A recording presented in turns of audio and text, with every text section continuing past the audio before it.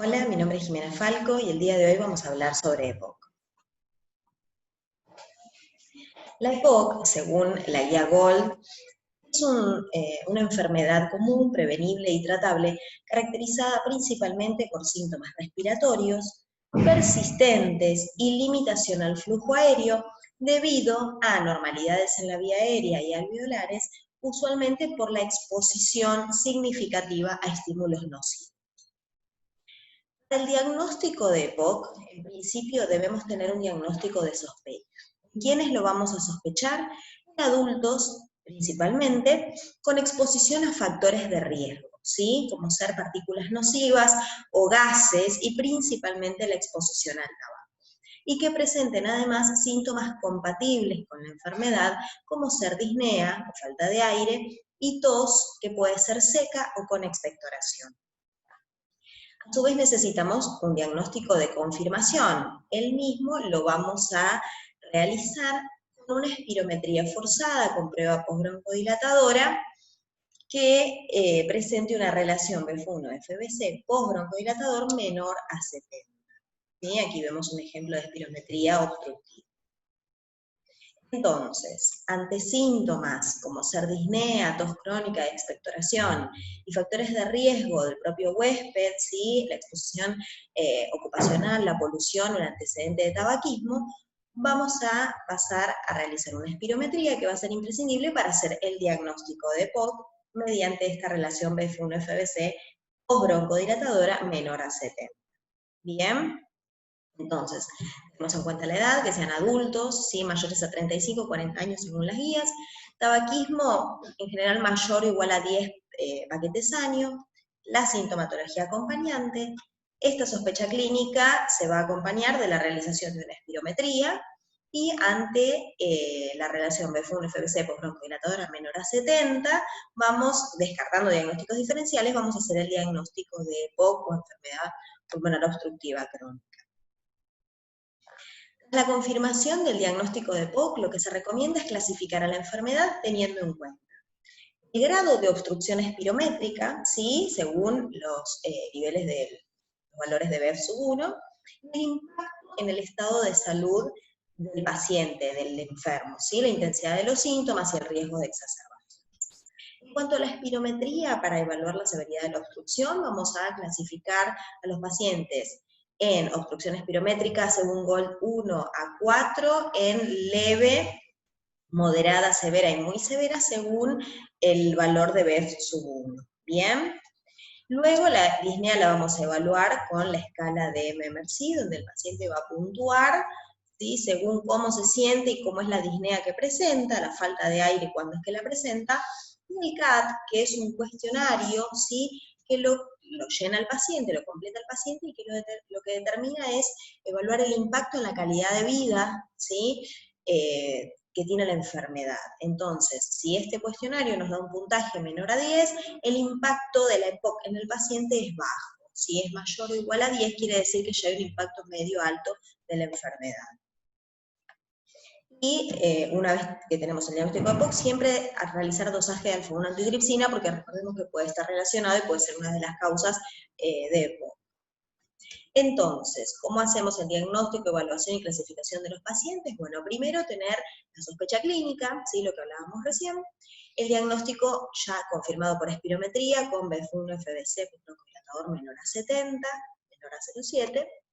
Evaluamos la limitación al flujo aéreo según el valor de BF1, la obstrucción según la severidad de la obstrucción según la espirometría, y luego vamos a evaluar los síntomas y riesgo de exacerbaciones. Con esto vamos a clasificar a los pacientes en GOLD A, B, C o D. Como, bueno, los GOLD A y B serán aquellos que tengan o ninguna o una exacerbación que no requiere hospitalización, y serán B, A o B según la disnea, según la disnea MMRC entre 0,1 o un CAT menor a 10, nos clasificará al paciente en GOLD A, ya con una disnea mayor a 2 y un CAT mayor a 10, o sea, más impacto en la calidad de vida del paciente, ya nos prioriza un paciente como GOLD B. Luego, aquellos que tienen 2 o más exacerbaciones o una que requiere hospitalización, nos clasificará entre C o D, dependiendo también la el grado de disnea y el cuestionario CAT. Con esto clasificamos a nuestro paciente en GOLD, A, B, C o D. Ahora, ¿cómo tratamos a la EPOC? Principalmente vamos a valorar esto. ¿En dónde nos encontramos? El paciente GOLD A, GOLD B, C o D. Luego vamos a evaluar los síntomas, ¿sí? Vamos a ver los síntomas que presenta, si tiene lo que previene la disnea, si tiene muchas exacerbaciones. Siempre revisar o ajustar si es necesario el tratamiento, tenemos que ver continuamente, esto es muy dinámico, no es que uno evalúa y coloca un tratamiento y ya se queda así por siempre, sino que hay que revisar siempre el mismo. Y muy importante, no se recategoriza. Si en un principio tenemos un paciente al que clasificamos como GOLD B y le vamos a instaurar un tratamiento, luego en la evolución de la enfermedad, si mejora o si nos cambian las exacerbaciones o nos cambian la disnea o el CAT, no vamos a volver a poner si es ahora GOLD C o ahora es un GOLD D, sino que no se vuelve a recategorizar. Entonces, el tratamiento farmacológico inicial, ¿sí?, se basa en función de esta clasificación de A, B, C o D. Entonces, aquellos pacientes GOLD A, recordemos, son los que tienen disnea con una escala de Mercier entre 0 y 1, menos de una exacerbación por año. Lo ideal es tratarlos con broncodilatadores, ¿sí? SABA o SAMA, ahora los vamos a repasar, o LABA o LAMA, los de larga duración, si los síntomas son más persistentes. Luego los GOLD B se pueden tratar de inicio con un LABA o un LAMA, ¿sí? Broncodilatadores de acción prolongada, o la asociación de los mismos, ahora los vamos a repasar. Los pacientes GOLD C de preferencia se tratan con broncodilatador de acción prolongada o antimuscarínico, ¿sí? Un LAMA, y los GOLD D pueden tratarse con un LAMA, la asociación LABA-LAMA o la doble broncodilatación, o LABA corticoide inhalado. Ahora vamos a pasar a ver un poco de estos fármacos, pero este sería el tratamiento a elección de inicio en los pacientes una vez que los categorizamos como EPOC, y los categorizamos en EPOC A, B, C o D. Entonces, lo que decíamos, broncodilatadores de corta duración son el primer paso del tratamiento farmacológico. Recuerden que en la EPOC lo principal es el tratamiento broncodilatador, los anticolinérgicos y los agonistas beta-2 de acción corta, así como el salbutamol o el bromuro de ipratropio, son de elección, es para control rápido de los síntomas y en pacientes con síntomas ocasionales, ¿sí? En general son los que más lo utilizan. Y también se pueden añadir al tratamiento de base sumado a otra broncodilatación que utilicemos. Siempre se pueden utilizar de base cuando los síntomas son pocos, o de rescate o sumado a otro tratamiento. Luego tenemos los broncodilatadores de larga duración, ¿sí?, que son aquellos de elección en pacientes con síntomas permanentes, aquellos que están sintomáticos la mayor parte del tiempo. Estos permiten un mayor control de síntomas y mejoran la calidad de vida, ¿sí?, como función pulmonar, reducen el número de exacerbaciones, en este caso los LAMA con superioridad a los LABA, y traen beneficios al disminuir la hiperinsuflación dinámica que genera la capacidad respiratoria, así el grado de disnea y la tolerancia al ejercicio. Recuerden que en el paciente POC tenemos que priorizar esto, la broncodilatación. De los broncodilatadores de larga duración decíamos los LABA, ¿sí?, o los beta-2 agonistas de larga duración, como es el salmeterol, formoterol, indacaterol o bilanterol, ejemplos que tenemos farmacéuticos, ven algunos ejemplos de medicación que hay en el mercado. Y los LAMA, esto que decimos los LAMA, son antimuscarínicos de acción prolongada, como ser el bromuro de ipratropio, glicopirronio o metilidipio, ejemplos de medicación que tenemos disponible en el mercado. Y la asociación LABA-LAMA, esta asociación de broncodilatación dual de ambos broncodilatadores de acción prolongada, ¿sí? Esto ofrece un beneficio adicional, ¿sí?, con reducir la necesidad de medicación de rescate. Tratamos de ir a mejorar los síntomas del paciente y la calidad de vida frente a la monoterapia para prolongar el tiempo sin síntomas, ¿sí? Y ejemplos que tenemos de asociaciones: indacaterol, glicopirronio, ¿sí?, metilidipio bilanterol, tiotropio, lodaterol, ejemplos de medicación disponible. Y los corticoides inhalados, que sabemos que son utilizados, ¿en quiénes los vamos a elegir? Bueno, nunca usarlos solos, siempre los vamos a asociar a un broncodilatador de acción prolongada en pacientes que presenten frecuentes agudizaciones, a pesar de tener el tratamiento broncodilatador óptimo, y genera una disminución significativa del número de agudizaciones, de exacerbaciones, mejorando la calidad de vida. No hay efecto beneficioso sobre la mortalidad y según el estudio TORCH, ¿sí?, que evaluó el riesgo de neumonía en pacientes con fluticasona sola o en combinación con broncodilatadores de larga duración, se vio que aumenta el riesgo, pero sin aumento de la mortalidad. Ejemplos que tenemos de broncodilatadores asociados a un corticoide inhalado, recuerden que vamos a usar asociados, nunca dar en los pacientes con EPOC corticoides inhalados como monoterapia. Y a su vez contamos con la triple terapia, que es el LABA-LAMA, esto que decíamos de la asociación de broncodilatación dual, asociado a un corticoide inhalado. ¿Sí? Esto para pacientes con nivel de gravedad ya 3 y que no presenten un buen control de síntomas o de agudizaciones con 2 fármacos, sean los 2 broncodilatadores o uno más el broncodilatador con el corticoide inhalado, se puede utilizar la triple terapia de LABA-LAMA sumado al corticoide inhalado. Tiene mayor efecto sobre la función pulmonar, disminuyendo las agudizaciones. Este es un ejemplo de triple terapia que tenemos en un solo dispositivo para que también sea más fácil para el paciente y no tener que sumarle más medicación y más dispositivos para utilizar con el riesgo de errores a la hora de proceder a realizar la medicación o los costos. A su vez, hay medicación no broncodilatadora, en este caso son antibióticos, como son los macrólidos, que no los vamos a usar por su función antibiótica, sino como inmunomoduladores, ¿sí? Y se dan en forma prolongada y en dosis bajas para tratar a pacientes con EPOC grave, ¿sí? Y reducir el número de exacerbaciones, de agudizaciones. En aquellos que ya tienen este tratamiento broncodilatador y que persisten con síntomas, bueno, una opción son los macrólidos, ¿sí? ¿Quiénes son los pacientes candidatos? Estos pacientes de gravedad 4, agudizaciones frecuentes a pesar del tratamiento broncodilatador y antiinflamatorio óptimo, y además si tienen asociada infección bronquial por pseudomonas. Distintas presentaciones como eritro o acitromicina y cómo lo podemos administrar, ¿sí?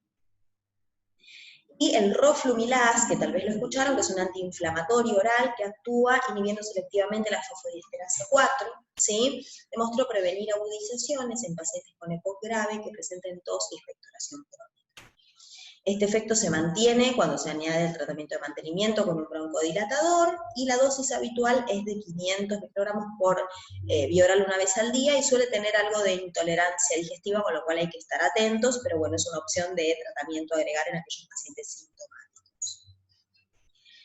Ahora, una vez que elegimos el tratamiento, que tenemos a nuestro paciente EPOC categorizado y con el tratamiento dado, vamos a seguirlo. ¿Cómo lo seguimos?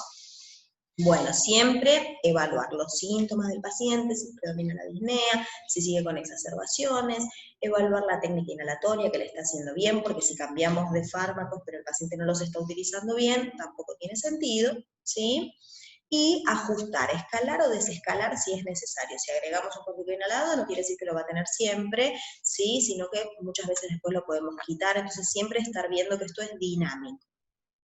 Entonces, aquí hay un algoritmo que pueden ver donde vemos si lo que predomina es la disnea o lo que predominan son las exacerbaciones, qué opciones de tratamiento tenemos y cómo podemos escalar o desescalar.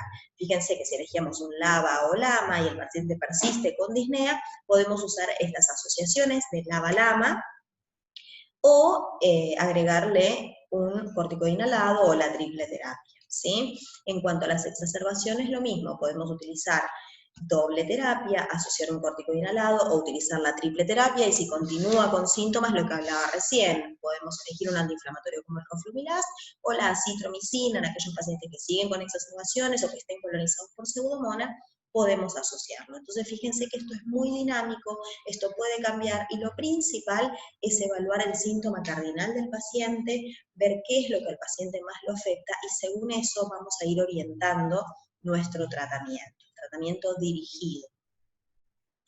Y recordemos que no todo es farmacológico, ¿sí?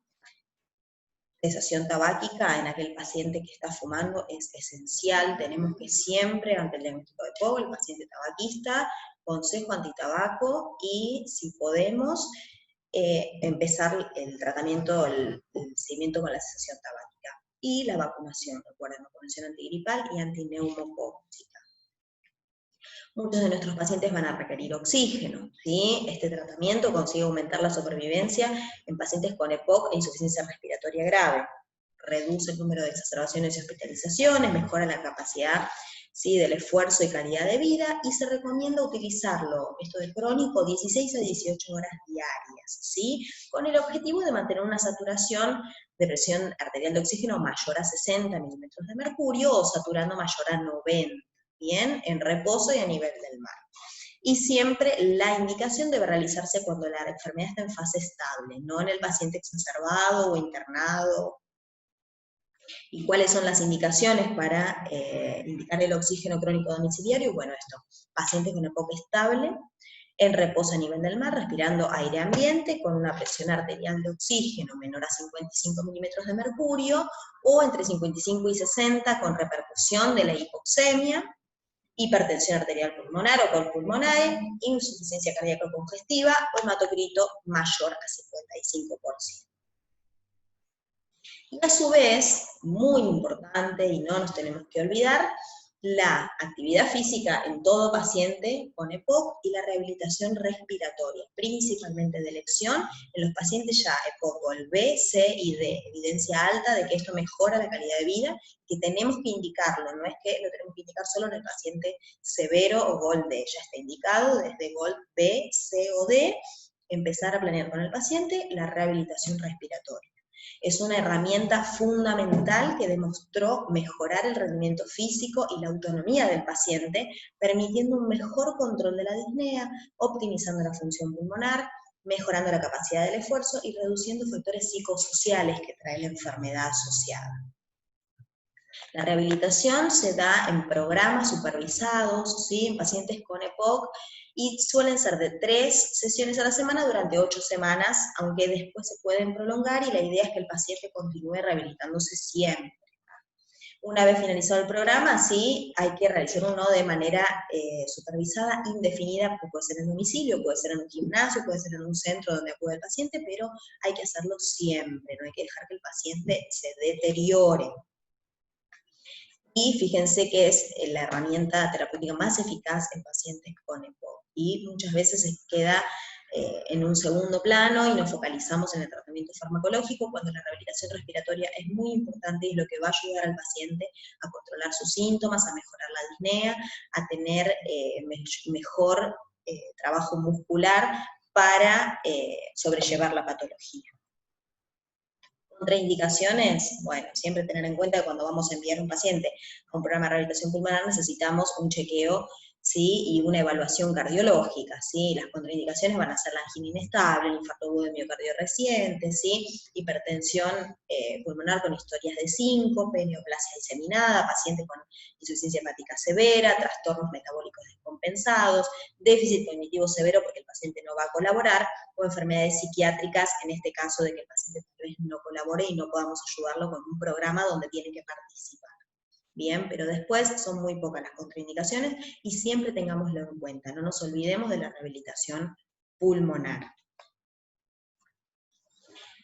Y bueno, espero que les haya sido de utilidad la clase. Cualquier cosa pueden enviarme el mail, por mail las consultas, es falcojimena@gmail.com. Muchas gracias.